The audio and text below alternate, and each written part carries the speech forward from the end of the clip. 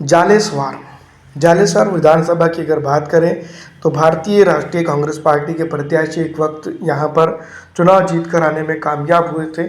और वहीं अगर हम बात करते हैं तो डॉक्टर रेज़ा अमीन जो है तो एआईयूडीएफ के दूसरे नंबर पर रहे थे। भारतीय जनता पार्टी के ओस्मान गोनी जो तो 14,053 वोट हासिल करके तीसरे नंबर पर रहे थे। अब यहाँ पर ये बात भी हम समझ सकते हैं कि जालेसवार विधानसभा क्षेत्र के अंदर अगर वापसी करना है, बेहतरीन तरीके से जो है तो यहाँ पर जीत का अंदाज़ा लगाना है, तो इसमें कई एक चीज़ें हैं जिसको लेकर जो है तो भारतीय राष्ट्रीय कांग्रेस पार्टी और असम की बदरुद्दीन अजमल साहब की पॉलिटिकल पार्टी ने सोच विचार करके आगे बढ़ना चाहिए। क्योंकि आप जानते हैं कि असम के विधानसभा के अंदर जिस तरह से मुस्लिम, पिछड़ा, दलित, आरक्षित और आदिवासियों को इन दिनों कई एक मुसीबतों का सामना है, वो काफ़ी जो है तो चर्चा में आ चुका है।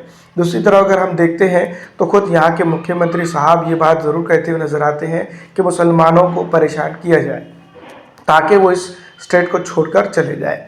दूसरी तरफ अगर देखते हैं तो कई एक चीज़ें जो है तो यहाँ पर निकल कर सामने आती हैं जो सबका साथ सबका विकास की बात करती है।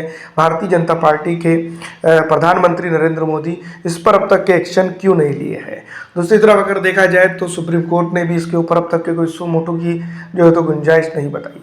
तो कई एक चीज़ें हैं, ये वीडियो बनने तक अगर देखा जाए तो कई एक चीज़ों के ऊपर सोच समझ के विचार करना चाहिए। और भारतीय राष्ट्रीय कांग्रेस पार्टी की और उनके सहयोगी दलों की ये सबसे अहम और इम्पॉर्टेंट जो है तो जिम्मेदारी बनती है कि सत्ता में लॉन्ग टर्म जिसके दम पर वो रही है वो मुस्लिम, पिछड़ा, दलित, आरक्षित और आदिवासी वोटर रही है, जो इनको जो है तो कांग्रेस बनाने में जो है तो एक अहम रोल उसने प्ले किया है।